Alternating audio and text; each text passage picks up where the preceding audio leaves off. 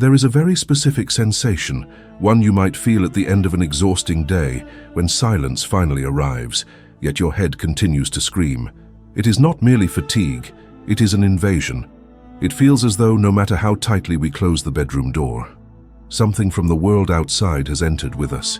In the Gnostic tradition, and specifically in what we can extract from a darker and more profound reading of the texts of John, both the Gospel and the Apocryphon, the human body is not just a biological vehicle, it is a battlefield. But unlike the wars we see on the news, this is a silent war waged at the very frontiers of your perception. The ancients called these forces the Archons, the rulers, the architects of this dense reality. But wait. We do not need to visualize monsters or medieval demons here. Think of them as algorithms, patterns of thought, cyclic anxieties, that voice that tells you that you are not enough, or the irrational fear that paralyzes your stomach on an ordinary Tuesday. They are the managers of matter, and their function is to ensure that your consciousness remains small, frightened, and above all, reactive. In the biblical narrative, when the Nazarene walks through Jerusalem, there is something in his gaze that disturbs the religious figures of the time. He is not looking merely at bodies or at laws. He is looking at the strings. He perceives that humanity lives under a state of psychic siege. Jesus observes that the human being, in their natural state, that is, asleep, is completely permeable. Everything enters. Road rage enters. The envy of a colleague enters. The fear of scarcity enters and lodges itself in the kidneys, in the stomach, in the throat. The body becomes a lodging house for guests who do not pay rent and still destroy the furniture. Does it seem desperate? Breathe. Seriously, stop and breathe right now. Have you already noticed that there is a you who observes this anguish, but who is not the anguish itself? This is where perception shifts, and this is where the hidden reading of John becomes vital for our mental survival today. The thesis we are going to explore is not about escaping the body. It is about mapping it.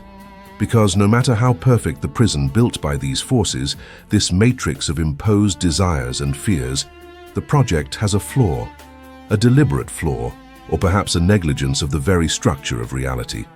There are no fly zones within you.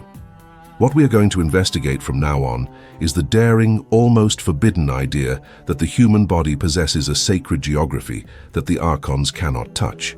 They can surround it, they can scream around it, they can throw stones at the windows, but they cannot enter. Jesus, in this deeper vision, did not come merely to save souls for a distant afterlife. He came to deliver the map of these hiding places. He came to show where the four cardinal points are within your biology that function as absolute sanctuaries, locations where manipulation ceases, where fear has no oxygen to burn. If you feel that you are losing sovereignty over your own mind, pay attention. What we are going to dissect is not Sunday theology. It is the anatomy of resistance. To understand this, we need to leave clean theology and enter dirty, dusty history. Let us go back to 1945, Nag Hammadi, Egypt. A peasant finds a sealed jar buried in the sand. Inside there is no gold but codices, ancient books that the institutional church tried to burn and erase from existence. Among them, the Apocryphon of John. Why was this text so dangerous? Why did it need to be hidden as if it were radioactive material for the soul? Because it changes the premise of who we are. Common tradition tells us that we are sinners trying to reach heaven. The text of John, in a modern psychological reading, suggests the opposite. We are divinities trapped in a biological simulation managed by cruel administrators. These administrators are what the text calls Archons. But wait, do not visualize horned demons or monsters from horror movies. That is to infantilize the symbol. In a Jungian perspective, or even a neuroscientific one, the Archons are not external entities floating in the room. They are structures, they are psychic patterns, they are the rulers of our automatic perception. Think of the social media algorithms that hijack your dopamine, that is archontic behavior. Think of the critical voice in your head that repeats the fears of your childhood, preventing you from growing. That is an archontic implant. They operate through envy, fear, and, primarily, forgetting. Their function is to keep human consciousness in a state of productive sleepiness. They want your energy, not your freedom. You have felt this, haven't you? That strange sensation that you are living on autopilot, reacting to stimuli you did not choose, feeling emotions that seem manufactured, artificial. Indeed, the Gnostic text suggests that the human body was in part designed by these forces to be a prison, a sensory trap. However, and here is the flaw in their system, the hidden reading that Jesus offers to John, they made a calculation error. By attempting to trap the spirit in matter, they inadvertently created hiding places, blind spots. The biological body is not just a cage, it is also a treasure map. There are coordinates in your physiology that the programming of the ego cannot overwrite. It is as if, while building the prison, the architect had left the master key hidden within the very concrete of the walls. Perhaps you are thinking, but if the body is material and the Archons rule over matter, how can the body save us? It is a fascinating paradox. Depth psychology teaches us that trauma resides in the body, but healing does too. The mind lies. The mind invents stories, justifies failures, creates illusions. The body? The body does not know how to lie. If you are tense, you are tense. If the heart races, it races. The body is the raw truth. And the Archons, being beings of illusion and deceit, cannot endure the raw truth. They cannot touch where reality is absolute. Therefore, when Jesus dialogues with John in this apocryphal context, he is not talking about fleeing to the clouds. He is teaching an internal technology. He is pointing to 4 specific anchorages, places where biology touches the eternal. It is not a metaphor. We are talking about physical sensations that serve as portals. If we can identify these 4 points, we stop fighting against intrusive thoughts and simply take refuge where they cannot enter. It is a strategy of war, not of attack, but of inexpugnability. Let us look at the first point. The first point resides, paradoxically, in the exact center of where you feel the greatest anguish. Let us call it the deep heart. But wait, I need you to disconnect an idea now. I am not talking about the romantic heart, nor that muscle that races when you see someone you love or when you feel fear.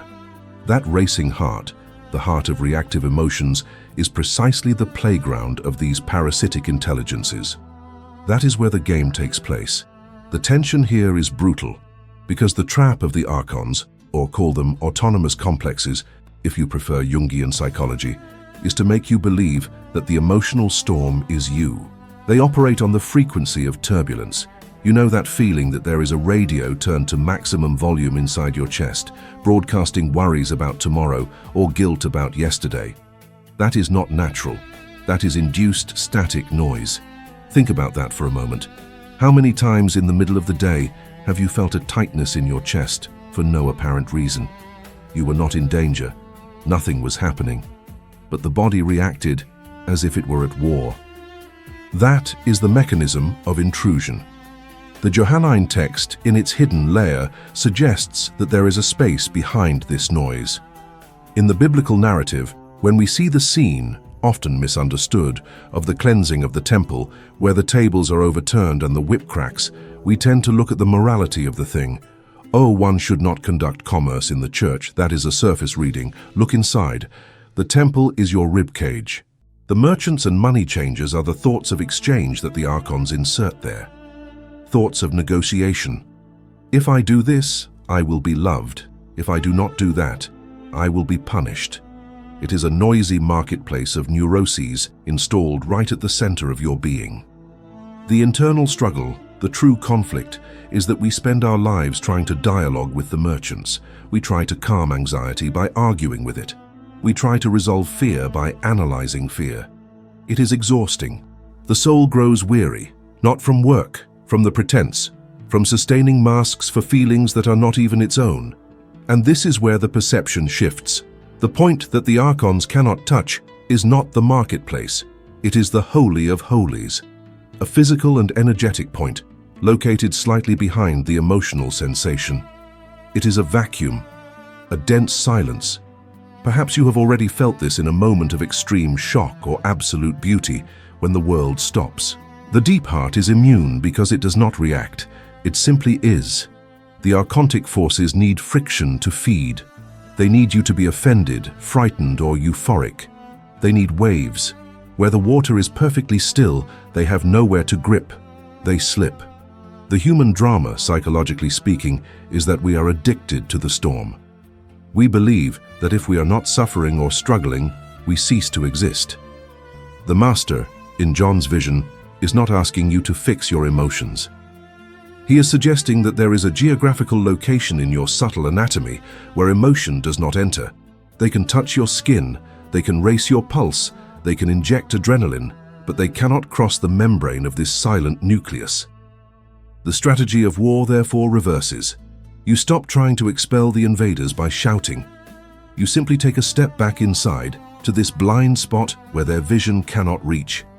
It is the hiding place in plain sight of everyone. But to access this, we need to understand that the body has layers of defense that have been turned off. And this leads us, almost inevitably, to the second location, which is perhaps the most controversial of all. We are talking about the womb, or if we prefer a more technical language, the solar plexus. But forget anatomy for a minute. In the Johannine tradition, and here I refer to that reading that runs beneath the printed words, this region is described as the source of living waters. And this is crucial, because water has no fixed form. It flows, it adapts, and it is precisely this that confuses the rigidity of the Archons. Think about that for a moment. The control system that we have described so far operates through rigid structures, laws, dogmas, guilt, fear, linear narratives. It is dry, it is arid. They need you to be a statue of salt, paralyzed by the past or the future. But when consciousness descends from the head to the womb, something changes in the physics of the soul.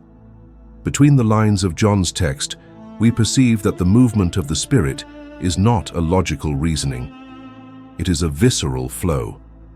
The hidden teaching here suggests that the Archons cannot touch what they cannot define, and the womb is the place of feeling before naming. You know that sudden intuition you have even before you can explain why you are feeling it. That butterfly in the stomach, or that tightness that warns you of danger before your eyes see it. It is there, exactly there that your immunity resides. The transformation happens when we stop trying to win their mental game using the mind itself. The mind is their casino, the house always wins. Trying to dialogue with intrusive thoughts is like trying to put out fire with gasoline. Instead, the practice suggested by this forbidden reading is the retreat to the center of the body. It is almost an evasion maneuver. When the psychic attack comes, the doubt, the anxiety, the voice that says you are not enough, you do not respond, you do not argue. You lower your attention to the point just above the navel and simply breathe there. It seems too simple, I know, perhaps even silly. But try doing this the next time you feel anger. Anger wants to rise to the throat. It wants to become words. It wants to become action. If you hold it in the womb and observe it, it transmutes. It becomes just energy, without a name, without a story. And without a story, the Archons have no food. They feed on drama, not on pure energy. Jesus, in this symbolic perspective, was not offering merely emotional comfort. He was teaching a camouflage technology. By anchoring consciousness in the womb, you become fluid. You cease to be a fixed target. The attack passes through you as if it were passing through water without finding resistance, and therefore without causing damage. It is active non-reaction. It is not passivity. It is sovereignty. This is where perception changes radically. We were trained to live on the periphery of the body, on the skin, in the five senses, reacting to everything that comes from outside. The secret that dissolves the conflict is the return to the center. There, in this second point, there is a silence that is not the absence of noise, but a presence so dense that the noise cannot penetrate. But what if I say that protecting the womb and the mind is not enough? Because there is still the connection with the other. There is still the danger of affection.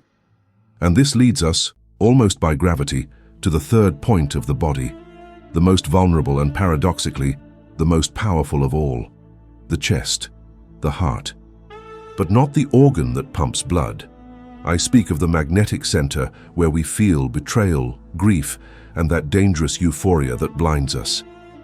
This is where things get subtle. The Archons, in this symbolic reading that we are building together, do not know what love is. They know attachment, they know desire. And it is precisely in this frequency that they try to touch the third point. They want your heart to be a port of storms, oscillating between hatred and unmeasured passion. But observe the movement of Jesus in the Gospel of John. He loves, yes, but he does not hold back. He washes the feet of the one who will betray him. He does not react with his liver. He responds with his spirit. This leads us, almost without us noticing, to the fourth and final point, the one that sustains this entire architecture, the soles of the feet. Does it seem trivial?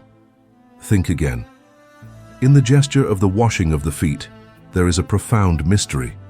Jesus is not just cleaning the dust of the road, he is sealing the contact of man with the material world. The feet are our landing point.